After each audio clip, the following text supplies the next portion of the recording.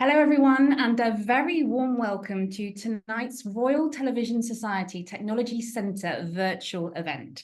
You're highly encouraged to make use of the Q&A box here on Zoom, and we'll hopefully have time to get to a few of your questions at the end of the conversation. To introduce myself, I'm Kim Rowell, Managing Editor of News Production for ITN, a trustee and board member for UN Women UK, and a Royal Television Society Technology Centre committee member. It gives me great pleasure to have organised this event for you this evening and to be able to introduce you to Matt Brindley, Managing Editor of ITV News, who's going to be expertly guided through his 20-year career in TV news by my colleague at ITN, Head of Strategic Partnerships and co-chair of Empower, ITN's Ethnic Minority Staff Network, Humza Chaudhry. As I've said, there will hopefully be time for a Q&A at the end of today's session, so do please keep your questions coming in throughout their chat. In the meantime, it's over to you both, Matt and Humza. Thank you so much for that introduction, Kim, and welcome to everyone joining us online this evening. I'm so glad you could make some time to join us online. Matt, before we get going, I know many people will have seen the news over the weekend that our colleague Ragi Omar became unwell whilst presenting News at 10 on Friday. Do you have any news? How is he doing now? Yeah, hi Humza, thanks. Good to see you. Ragi is, he's doing really well. There's been lots of kind of concern and well wishes and questions, and obviously people are wondering. And yeah, he's home, he's up and about, he's been replying to some messages, he's in good spirits, all of which is really, really great news. And we're all really looking forward to seeing him back in the newsroom before too long. That's really reassuring to hear. Well, let's dive straight in. I wanted to take us right back to the beginning, if I may, with how you were as a child before any potential interests in journalism, what your origin story is, and what you were like academia in school and at university. Yeah, sure. Okay. So I was born in 1977. I'm 46 now, so I kind of grew up in the 80s and 90s. Reasonably sort of comfortable middle class upbringing. Lived in a village in rural Gloucestershire for much of that. I think it's probably fair to say that I was a bit of a geek at school. Or neek, as my kids would probably describe it now. That's the new word for a geek, apparently. What does that mean? I've not come across that. Yeah, Neek. It's New geek. Yeah, maybe new geek. I don't think it's that. I'll have to see if they can text me during this to update you. But so yeah, I was like, I liked school. I worked hard. I was kind of interested in stuff like Dungeons and Dragons, the role-playing game. I liked I liked to the point of addiction the Football Manager games on my PC. I was really into cricket. And I liked kind of the stats side of cricket and football. Started supporting Arsenal as a kid and still do now as well. So yeah, I was kind of into that sort of stuff, I suppose, for much of my kind of, I suppose, primary school, secondary school years. Oh wow! And then from there, did you go on to university? What did you study? How did you make your way up through academia? Yeah, so after school, I had a gap year teaching music and sport at a prep school in Sussex, and then went to university after that and studied English, and then I did lots of sort of student newspaper stuff there. Then I had a slightly random job working kind of in the city, I suppose, or in an internet company. Then I went to Cardiff and did a broadcast journalism course. I was really fortunate to get on what was at the time the ITN traineeship, and they helped me to go to Cardiff and gave me some work experience in holidays. And then sort of after that, I got my first job at ITV at Central in Birmingham, which is where I started the career. Oh, wow. So I never knew you started off as an ITN trainee, which is a scheme they still run today, right? So a similar thing runs today. That was an ITN only one. There's now we now have an ITV News one in conjunction with ITV as well. But it's similar. And actually, I mean, the lovely thing about the scheme was Laura Holgate, who's now our head of TV output and ITV News, was on the same scheme. We were trainees together, and we've both sort of known each other and had different roles and worked together for that whole time. So that's been really lovely, and I suppose kind of proof that those trainee schemes maybe they're a good thing in terms of bringing people through. Great. From NEEK to trainee, that's a great transition. What would you say there was one thing, or what was the first thing that sparked your interest to becoming a journalist and studying broadcast journalism? Yeah, I don't think there was one particular thing, but I do remember always being interested in news from quite an early age. So the news was on quite a lot at home. I remember when we went to stay with my grandparents as well, they would always watch both regional news programs, the ITV one and the BBC, to do a mini running commentary on it. I remember watching that with them, watching often the BBC or ITV news with Sir Trevor a bit at home. We got the Times at home, and I used to read it cover to cover a lot. Not just the news, but I used to like reading the columns, the sport. I remember always asking my dad when he went to London to bring an Evening Standard back with him and reading that too. So I was kind of always into it. And this is, this is all pre-internet. With and probably a limited amount of stuff to do in a little village in Gloucestershire as well. So it was kind of easier in a way to get more absorbed by stuff perhaps than it is today. I always sound very old when I say that, but do you know what I mean? It was more available somehow, less choice and other things to distract you. So you could kind of immerse yourself in things a little bit more. Well, especially if you had that sort of news interest from people in your family system, I bet. And it's interesting what you say about the newspapers that you had, in and around your social periphery at that age, because I really remember strongly that whilst neither of my parents were particularly interested in news, and to this day, my mum is a classic example of someone who's really news avoidant. It makes her quite emotional. Obviously, a lot of what we cover in the news is the difficult stories, or the stories that have some chaos or jeopardy, or however else you might want to describe it. But I remember really clearly that my best friend's parents were really keen Guardian readers. So whenever I went over to their home, they had a Guardian around. Never really seen a physical newspaper in somebody's home, and sort of got into news that way, sort of around secondary school. And as well, with it being, I don't know if this resonates, but the news becoming at that time when you're forging friendships in schools, it being the source of gossip and conversation with your friends, right? Yeah, very much so. Actually, when I was growing up in Gloucestershire, just outside Gloucester, it was the time of the Fred West and Rosemary West story, which obviously had a big impact on everybody in the country, really, but particularly so there. Everybody sort of knew people who had something to do with the family or the street or whatever. So so from that, and that I think actually with hindsight, that story in particular had quite a lot of impact, although I didn't really realize it at the time, on that news interest, consuming it through different publications, hearing about it, all that kind of thing. So yeah, I think it was that exposure to lots of different news stories and news sources was probably pretty formative looking back. I agree. Do you think you were really aware from an early age as to the different, the binary of like a right wing, left wing, or the sort of identity politics that came with what news program you watched or what newspaper you read, and how it sort of was is part of people's identity?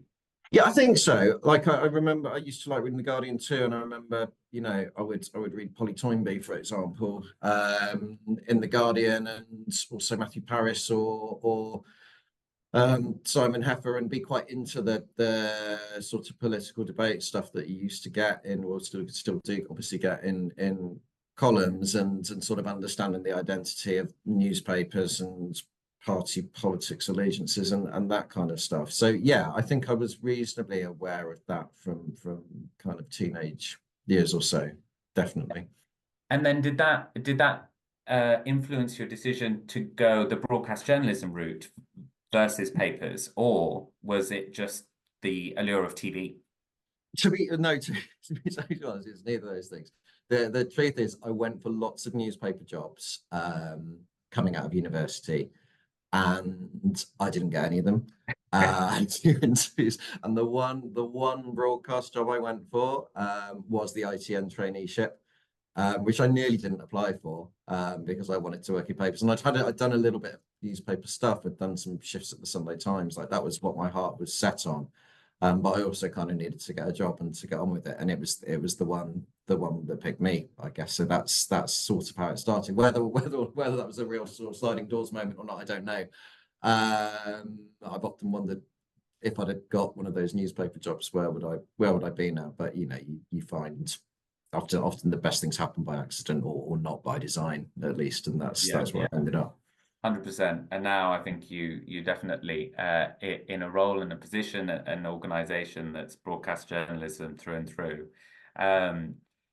As you made your way through the various roles and progressed in your career, we talked a little bit about the network that you have, that you inherit as a kid growing up, your parents or your friends, and how they have influences on you from a news perspective. But would you say that there were any standout people throughout your career that have helped sort of develop that interest in news and sort of guide you throughout a news career? Yeah, definitely. I think I have been incredibly lucky to have, in all the places I've worked, really had someone or some people who I've really looked up to, who I've learned an enormous amount from, and been really lucky to work alongside. So my first job at ITV Central News, as it was called then, in Birmingham, I worked alongside a guy called Bernard Cole, who worked on the news desk there, and he was definitely my first mentor, really, in journalism. He taught me so much about what makes a news story a news story, what makes a TV story a good TV story. He was really fascinating in that he was quite like he had a kind of foot in the legacy of newspapers. Like he worked for the Sunday Mercury and being news editor. His standard breakfast was a bacon roll and a roll of light. He was into crime stories. He was very direct and candid with feedback in a way that perhaps isn't as popular these days in newsrooms. But I learned an enormous amount from him, and I sat next to him on the news desk every day for 18 months, 2 years or so, and every day learned from him. Really, really sadly, Bernard died 10 years ago next week, I think it is, which seems incredible to think it was that long ago. Really, really sadly and unexpectedly. He was working at ITM by then. He came here as a program editor too. But yeah, he would definitely be one of the people who professionally I've learned a huge amount from. But then I was also incredibly lucky to then go to Central Abingdon and work alongside Ian Rumsey, who now heads up ITM Productions. Ian was the editor at that regional newsroom, so learned loads from him about programme making. Continued to learn about that from Richard Frediani, who was programme editor here at the Evening News. He taught me a lot about the Evening News as a programme with identity, with soul, who the audience were, why an ITV audience is, what they're into, and how to reach them, particularly how to connect with an audience that's outside London, that isn't your sort of standard southern metropolitan set of viewers. That was massively formative. And I was really lucky to work on the road. I worked as our North of England producer for several years, and again, massively fortunate to work alongside Emma Murphy and Martin Geisler, two of the best correspondents in TV news during that time as well. And, you know, I mean, there's a lot of people I've been really lucky to work alongside. I worked under Deborah Turness when I started at ITV News. Again, hugely formative, really kind of inspirational leader who people would walk through fire for, really. And there are, you know, lots of other people I can mention as well. But I think for me that the value of like somebody who, these people weren't sort of formal mentors, you know, you didn't have schemes perhaps in the same way you do now, but they were mentors to me, and the value of that relationship with someone a bit more experienced who can who's dealt with the same problems you're now facing for the first time, or has, you know, can give you advice on challenges, is something that I think is probably more valuable than any kind of, you know, formalized training scheme or anything else in the industry. And it's kind of part of the reason, I suppose, in recent years I've got kind of into the John Schofield Trust, which is a cross newsroom industry scheme that does really great work connecting people with a bit of experience in the industry with people who are new into it. Or I'm involved with the BJTC and do some outreach stuff through there, just because I think, you know, it's about sort of, it's kind of paying it back, to sound slightly cliche, but I think that stuff can make such a huge difference to people on the way up, and then maybe they'll be nice to you when you're on the way down and they've made it. Absolutely. It strikes me that, you know, most industries, most careers, people who work in those careers would benefit from mentorship, from formal training, informal training, as you say. But it does sometimes feel like newsrooms and our industry, it feels even more important, because so much of what we do in a newsroom is relationship led, in either the stories that we're crafting and telling or the craft of it itself, and building up a nous for things sort of takes time, I think. And the more that you can absorb by osmosis from people, it is interesting to me that you were saying that they're not formal mentors, and that wasn't the label, but that was what you got out of them. But do you think now it's better that we have these full structured schemes to make that happen for all sorts of people?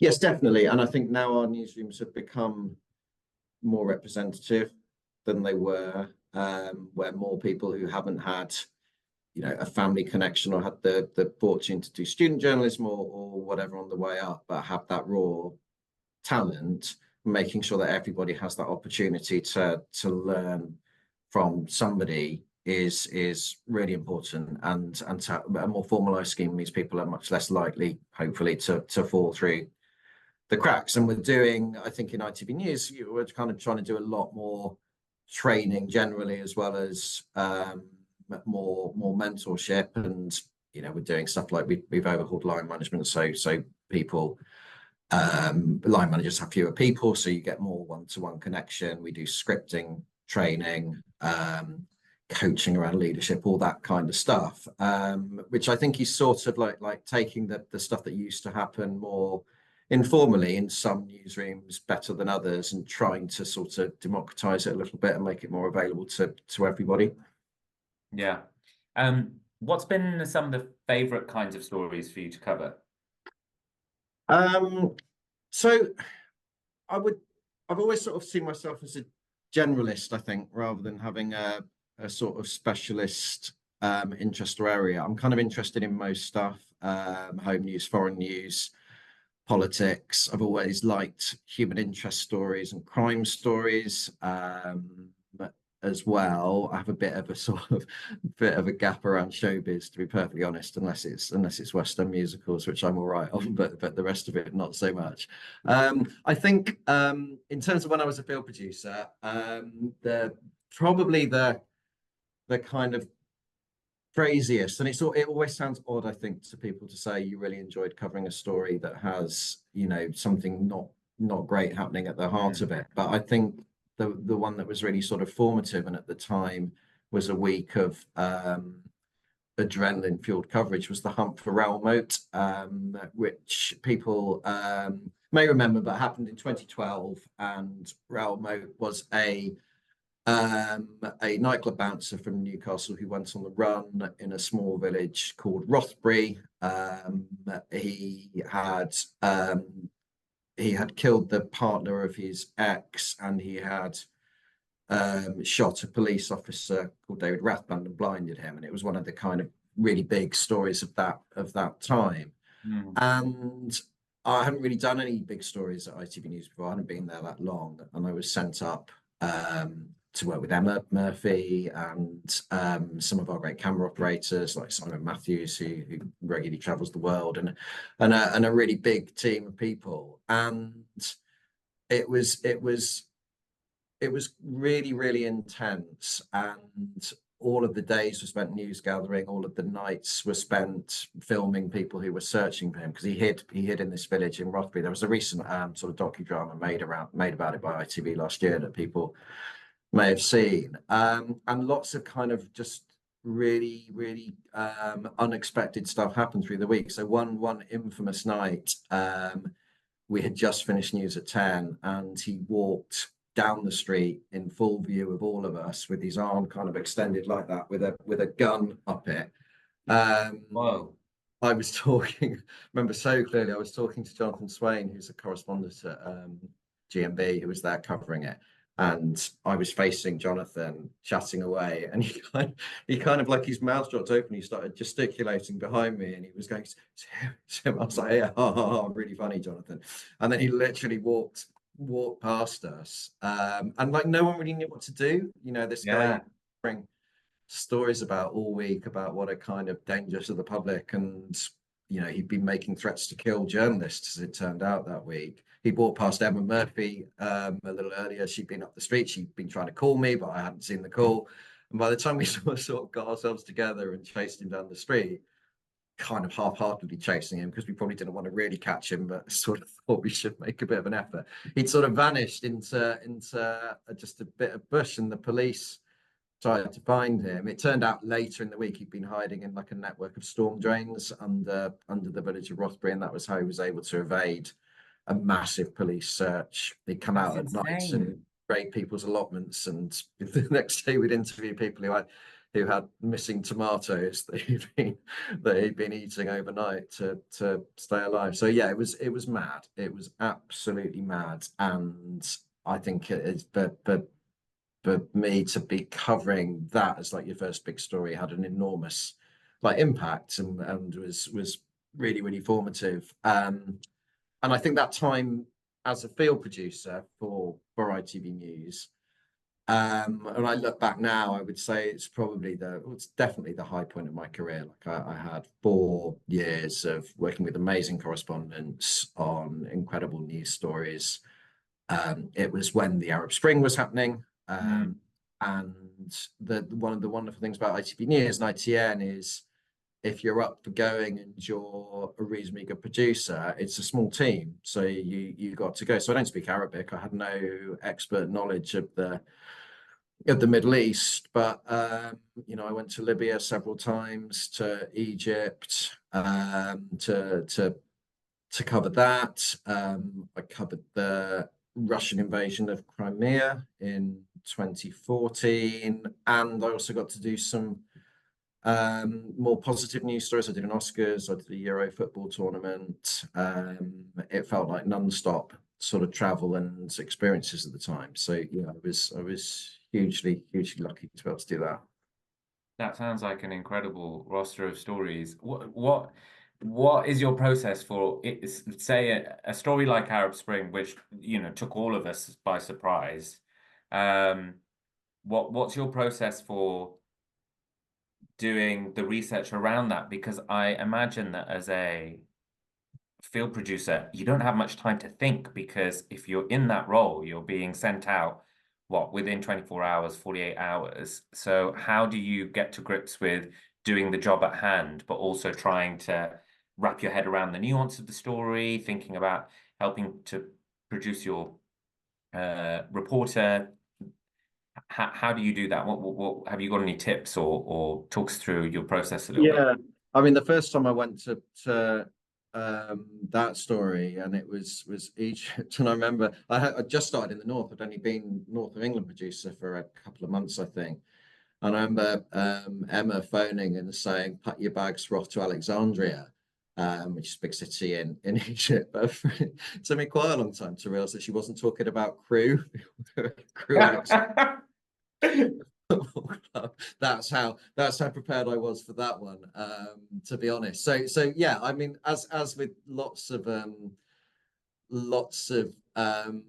journalism, you have to swat it enormously quickly, and learn from those around you. And when you go somewhere, you know, if you're fortunate, you end up working with good fixers, who can tell you and guide you in what the story is, and you do a lot of reading on the plane. But I mean, the best correspondents kind of go to report what they see and what people tell them, as well as, you know, needing to have that expert knowledge of the story and to bring that analysis to it as well. So and as a producer, you're often focused more on the logistics, the mechanics of the piece, particularly when it's something you know much less than the correspondent about. But then, you know, after a while covering stuff and speaking to people and, you know, reading everything you can, you start to develop a bit more knowledge, obviously.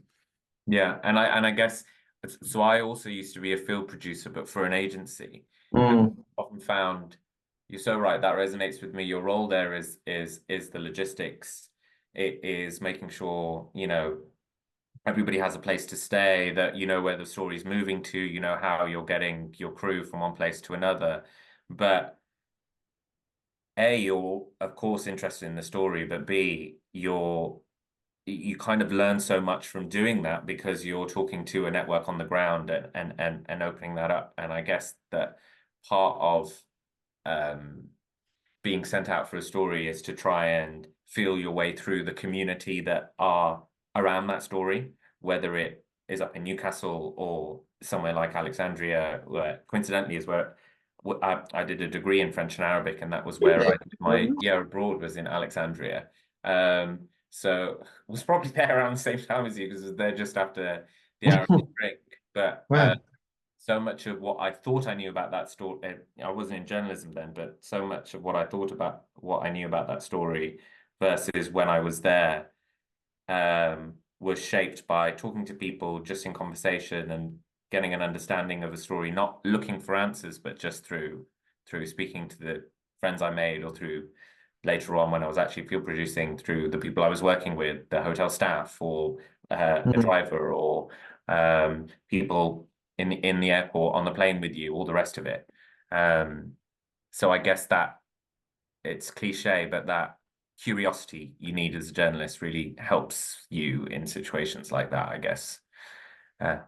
Yeah, totally. That whole don't go in with preconceptions, go in with questions, don't write the script before you filmed any pictures. All of those kind of cliches are cliches for a reason, I think, because they're true, right? But to your first point, yeah, I think like people who don't work in telly can't often realize like how much logistics there is, and in a small team, like the responsibilities are need to be quite defined. I think particularly in those first stages of, you know, you do need someone who's gonna check you've got enough water, and that, you know, there are enough biscuits in the back of the car, and that kind of stuff. And that's you know, really, really important to be able to sort of keep the rest of the team going. So the producer ends up playing a sort of support role a lot of the time in that sense as well. So the correspondent can really concentrate on the storytelling and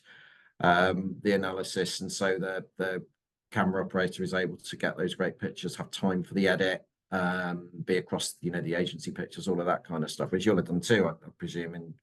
As a field producer, you've got to kind of have to be the glue a little bit sometimes, in order for everybody to be able to deliver their best work. Yeah, for sure. I want to get onto your career challenges in a moment, but we have some questions coming in, and please do keep them coming in. But this is one from Danielle Hutchinson, who's studying journalism at university. And they're asking what advice you might have for young journalists who are coming to the industry at a time when social media is widespread, and it means that there are a lot of content creators who are doing their own thing on social media. We have a fake news epidemic, people might say, and a growing mistrust of organizations like our own and of what people like to pillory as mainstream media. So how might you advise someone like Danielle? Yeah. Hi, Danielle. Thanks very much for coming along tonight. I think the first thing I'd say is get a really wide range of work experience in as many different types of places as you can, whether that's something legacy, something new, video, audio. There's lots of opportunities to do that now, and I think sort of don't worry too much about having a plan or not having a plan. You know, don't do the I'm going to write on the back of an envelope where I'm going to be in 5 years' time thing, because it just doesn't happen like that. And I think getting your foot in the door in a good newsroom or in a good team is much more important than what role you end up doing in there. And you know, people will often arrive in our newsroom and say, oh, they really want to make programs, but within a couple of months they've decided they really want to work on a news desk instead, or they really want to work in the digital team. So, and I think sort of having a whole range of different experiences, each of them will make you better at the next one, whether you end up loving them or not. So definitely, you know, try and have a zigzag journey rather than staying in a straight line. I think, like, to the skills bit of the question, yeah, I do think it's like an exciting time to be entering the industry. I think having tech skills is probably more vital than ever. Most newsrooms need people to have those as a kind of essential. You know, when I was at Regional News, I wasn't very good at picture editing, but I didn't need to be, and I wasn't particularly pushed to be. There were more resources across the industry for that kind of thing. Now we now, along with many newsrooms, see the ability to edit picture as a kind of basic expectation increasingly. But also, you know, think where the industry will be in a few years' time. Think about AI, think about understanding podcasts, think about what works well for social. All of these are kind of skills now that are really kind of vital to future-proof. I think people coming into the industry now, many of them come with that. You know, people come into our newsroom, accomplished editors on Avid or Premiere, or having done their own podcasts, or a whole range of really great achievements like that, and keep all those skills up, even if you don't find you're initially needing to use them in your first role. I would definitely like stay as multi-skilled up as you can for as long as you can. That sounds like great advice. It feels like there's been so many changes in the industry, both from a technology perspective or just the way newsrooms are run and culture. And culturally speaking, I guess that rapid change must be a challenge in and of itself. Has that been challenging, or have there been any other moments that you are happy to share with us as perhaps some of your more challenging times working as a journalist? Yeah, sure. I think the tech challenge and the sort of current AI challenge has been something that you know, news is kind of, I think, a bit your newsrooms are a bit interesting. There's a sort of conflicting thing, really, where newsrooms can be really agile and innovative and progressive in the way they respond to news stories and, you know, across current trends in reporting of them and so on, but are actually often not as quick to adopt them in their own practices as other places. And I think ITN is probably quite typical. ITV News is quite typical of other newsrooms in that respect, and so the pace of change can sometimes be, you know, it's hard to train people to move to new ways of doing things at the same time as keeping the train on the tracks and putting out programs. You know, I often say if we were a car factory, we'd stop making cars for a month and train everybody how to make the new car and replace the machines that make the cars and then open the factory again. And we can't do that. So that's the sort of constant constant challenge. I think to the second bit of your question, sort of Just why. before you move on, Matt, I just thought I'd bring in Sankita's question because it feels quite relevant because she makes the point that it's a really addictive career. But then I know I struggle with this. What's the advice for those that struggle to say no? You know, where are our limits of how much we can take on?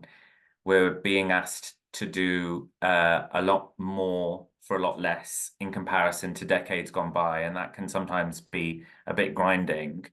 But on the flip side, do you think that there are smarter ways of working or types of stories that are best to focus your energy into that sort of lend themselves to a 21st century newsroom, I guess, or a 21st century person working in a newsroom? Yeah, sure. Okay, really good question, Sangeeta. Thank you. I think work-life balance is more important and probably more recognised than it was certainly when I started in journalism. And I think it's really, really important that respect that with people and respect their ability and decision to say no. Absolutely. And I think we have changed that culture within ITV News for the better, looking back over the past 20, 30 years or so. I think there's some smart working stuff that you can do around that. Yeah, absolutely. Whether that's, how we gather news, whether we're using new technology around that, such as some AI stuff or whatever. But I think the basics of sort of, maintaining that work personal life separation is really, really important. And I think that's a two-way thing to an extent. Like I would say one of my biggest failings is I can be a bit workaholic.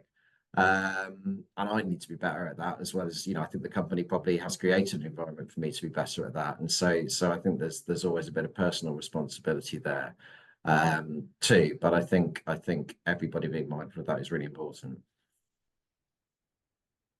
It's really interesting for me to hear you say that the company's created that space for you to have that work-life balance, because maybe a lot of people think, especially new entrants to the industry, that, oh, it's just something you have to accept going into a newsroom. That's sort of, that's your work-life balance done. That's the expectation. How do you think that came about? Is it just that we had to deal with burnout first, or that just along with other industries we're thinking about it more, or do you think the pandemic was a catalyst? Yeah, I do. I think the pandemic had a part to play, definitely. I think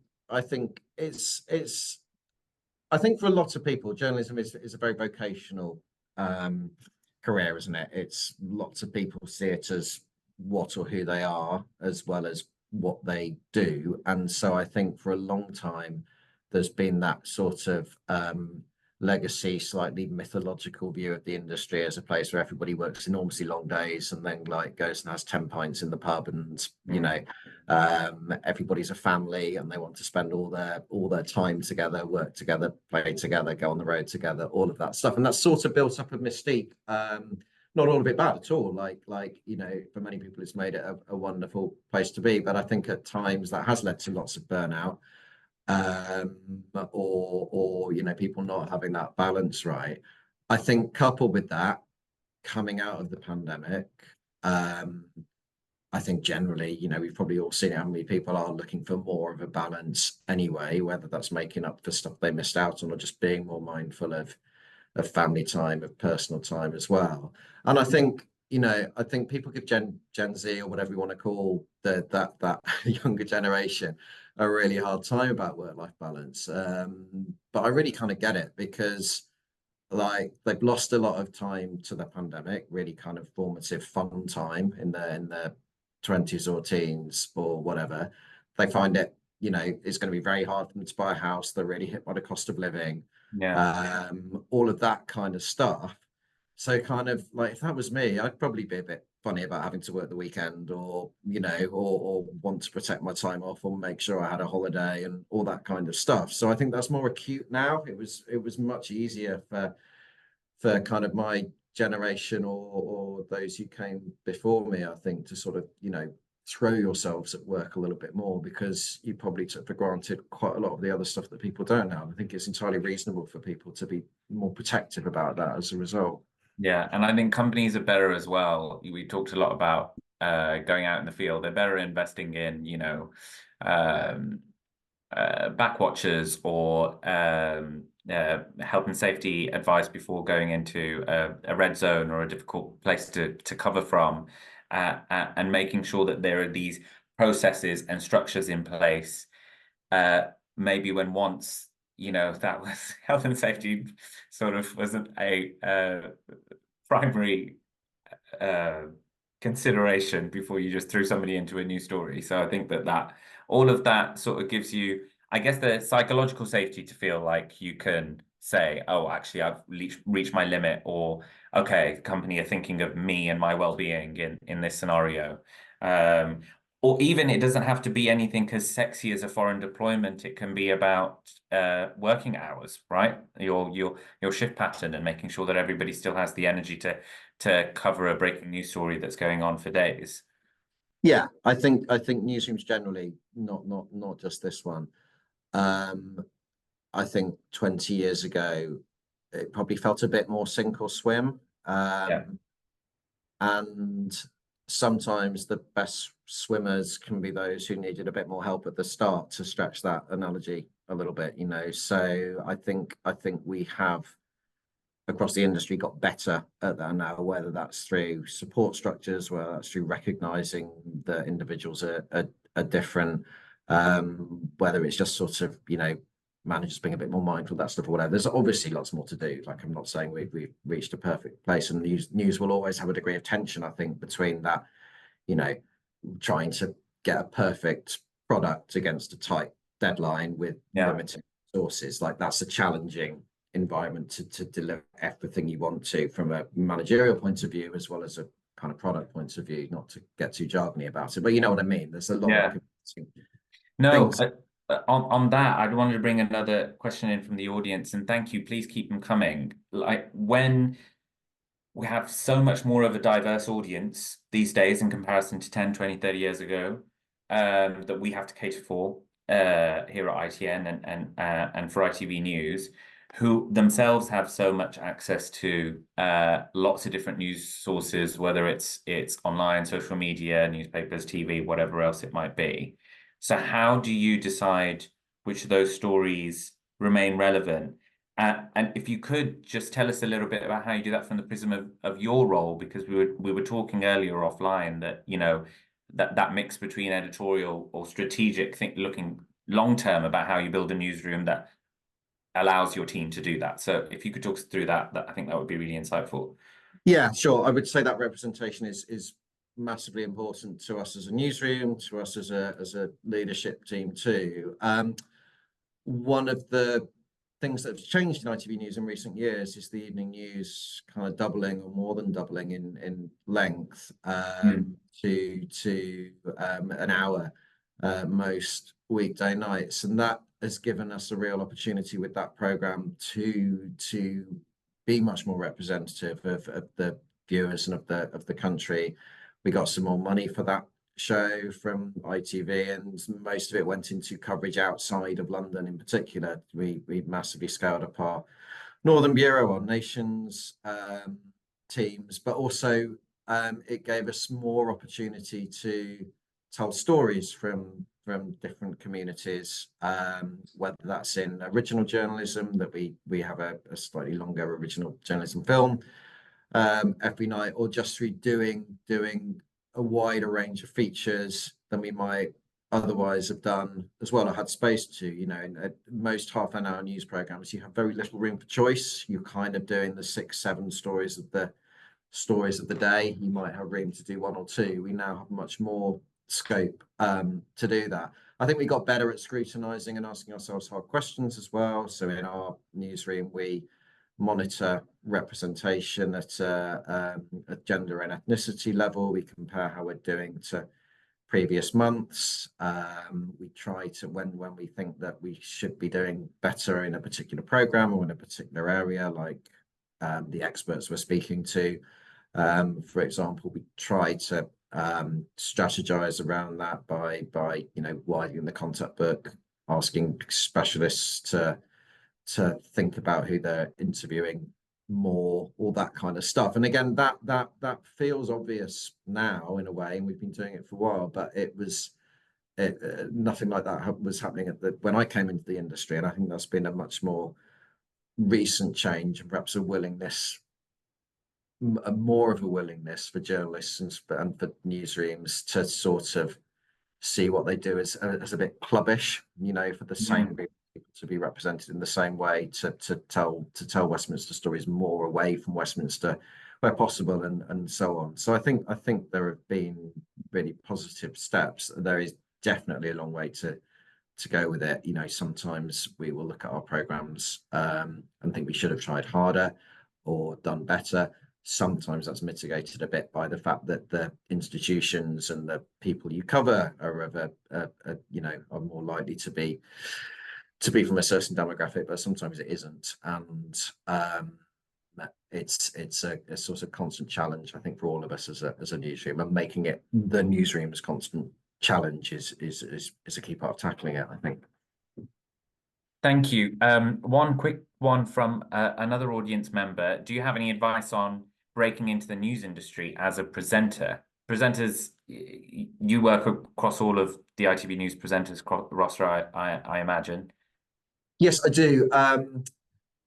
There sort of isn't a right or wrong way. And if you look at the presenting team at ITV News, they've all come to presenting at different times and at different stages in their careers, really. I would always encourage people who want ultimately to be a presenter to try to do other stuff first in the newsroom, to get an understanding of how the news is made, how the programs are made, to do some reporting potentially, to be a producer, to sort of understand everything, all the back end stuff, as well as the front, because I genuinely think that I think all of our presenters have done that in different places at different points in their career, and I'm sure they would all advocate for that as well. So sort of get the big picture and get dreadful phrase, under the bonnet of it a little bit before trying to make that move. But also,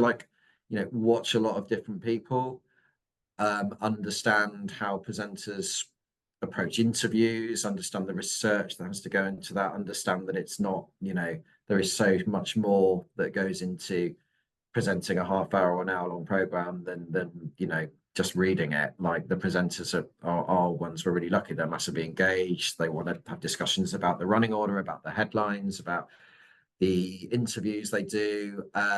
So for me, the presenter is a journalist as much as anybody else on the team, and that should be the first thing that they concentrate on achieving in the career before them going down the presenting path. Okay, thank you for that. We're getting a few questions about technology, which, given that ITV News is about 3 appointment to viewing news bulletins, maybe a criticism might be that what's the relevancy of television news when, as one attendee is putting it, everybody has a smartphone in their pocket now. They have access to news on tap across apps, across social media.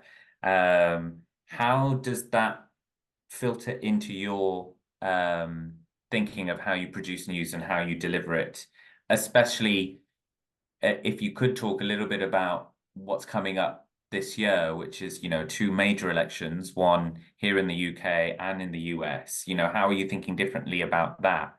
And another bit to that question from Steve, sorry, I know I'm throwing a lot at you, but how technology helps to produce news stories like that, and what sort of the one bit of technology that helps you to achieve all of those things.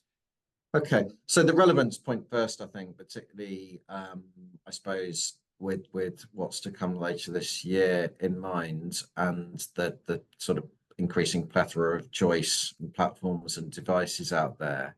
I mean, it's sort of obvious answer, I think, but the trust thing is so much more relevant and important and valuable now. Yeah.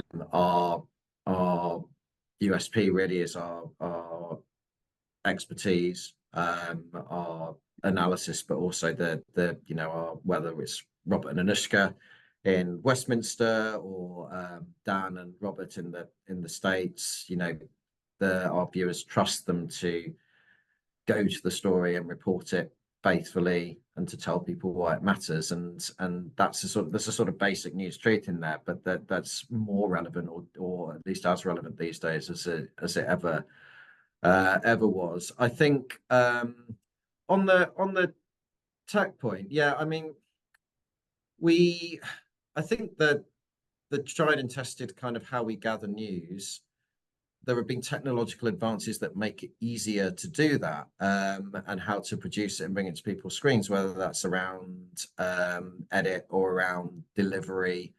I think mobile phone filming, which is becoming much more commonplace in newsrooms, has made some of the gathering of news much more accessible to journalists as well as craft camera operators, and newsrooms understanding that there's a really important role for both is kind of commonplace now in a way it wasn't before. But there still is no technology replacement for impactful on the ground eyewitness reporting. Technology can make that a bit easier. It can't replace that, and I don't think our viewers would want it to. We've got about 10 minutes left, so I want to try and get through these last few questions and wrap up with a quick fire round, if that's okay, Matt Brindley. Okay. But this one from James Gray, I thought could be one towards the end.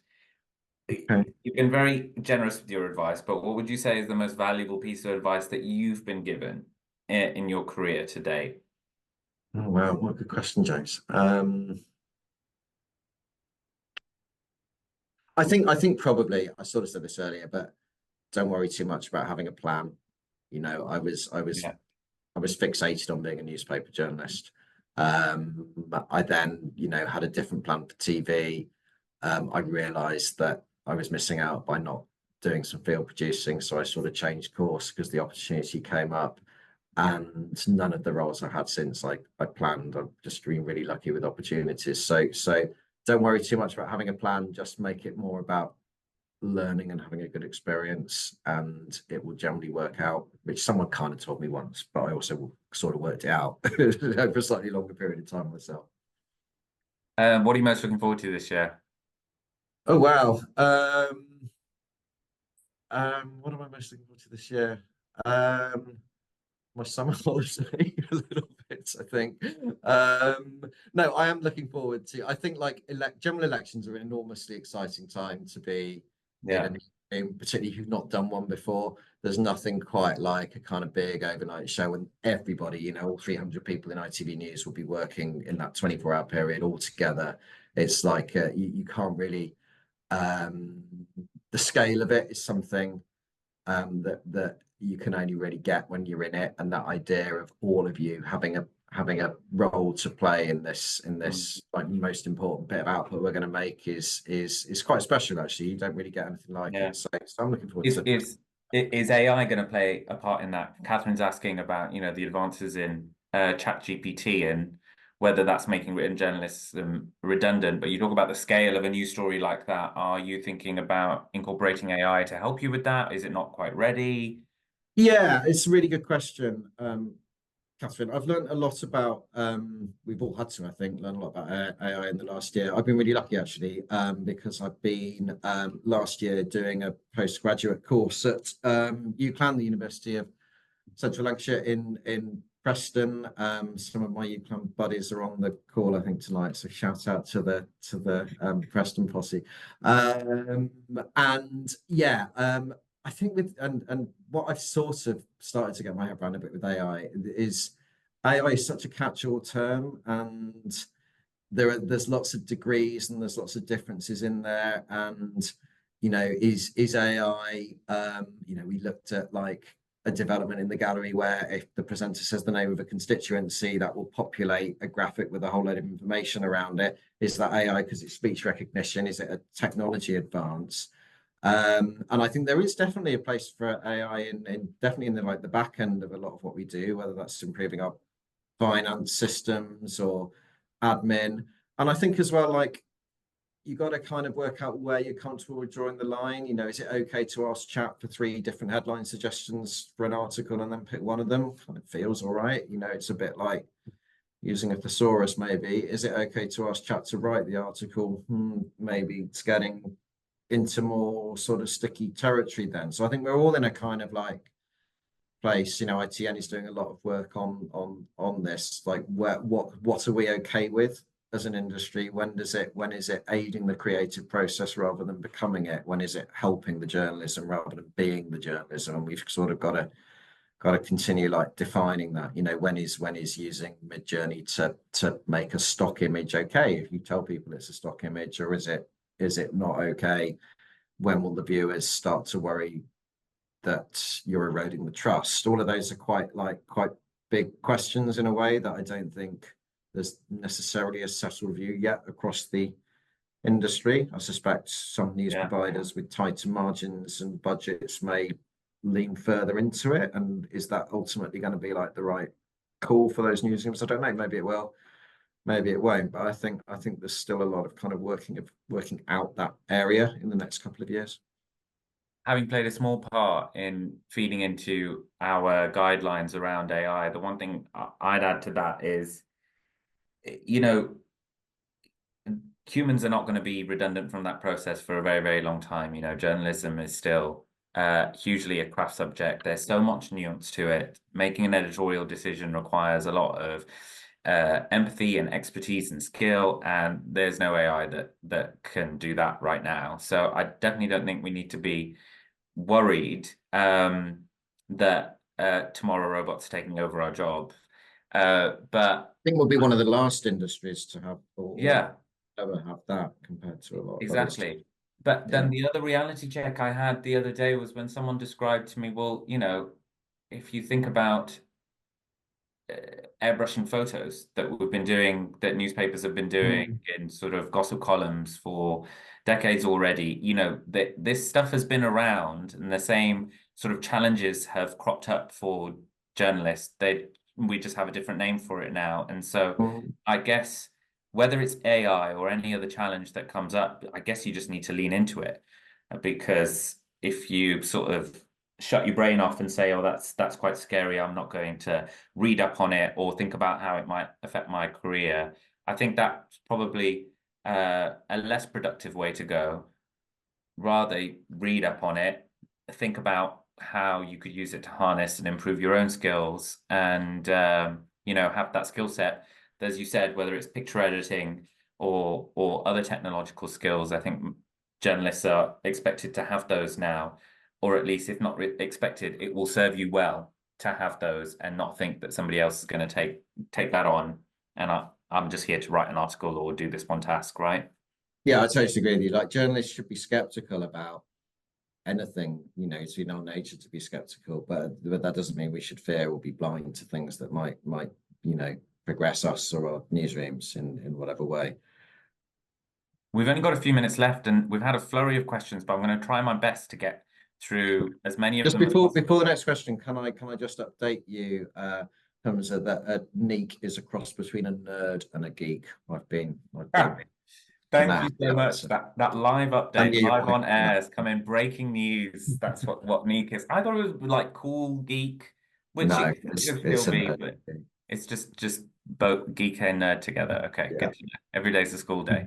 Right. Are you ready for your quickfire round? Yes, I am. What would you describe as your greatest success? Oh wow. Personally, like I guess my kids, definitely. But you know, together with my wife, just having 2 amazing kids, definitely. Professionally, I'm probably running ITV London during a really challenging year of Grenfell and a couple of terror attacks and an election. and the team did brilliantly. We won a couple of RTSs, so that was something I was really professionally proud of. Great. Greatest failure? I don't know if it's a failure, but I probably would regret having not as much of a work-life balance as I could have done at times, for sure. And that's something I sort of try to be better at. So failure is a bit of a strong word, isn't it? I also think in news, like failure is something you do every day. Like every day you're trying to reach the perfect and you never reach it, and then you come in the next day and do it again. So, you know, failure has always felt quite a judgmenty word rather than not quite being perfect in the sense of what we do. Yeah, that's a nice way to reframe it. What scares you the most, or what keeps you up at night? Zoom calls in front of dozens of people who you can't see. um, yeah, I don't know. I'm not actually. I used to be like terrified of doing stuff in the field and going to dangerous places, and had to really kind of make myself overcome that and got a bit better at it. I'm sort of less scared of that sort of stuff now. I don't do it anymore, but I would be less scared now. I don't like the thought of letting people down, I suppose. Who's your biggest role model in journalism right now? Oh wow. God, what a good question. I mean, lots of the people I work with inspire me every day. I wouldn't want to pick one out. That wouldn't be fair. That's a cheat. You have to I pick know, someone. apart from you, but I think I'll take that. I'll take okay. that. And what's left on your to-do list?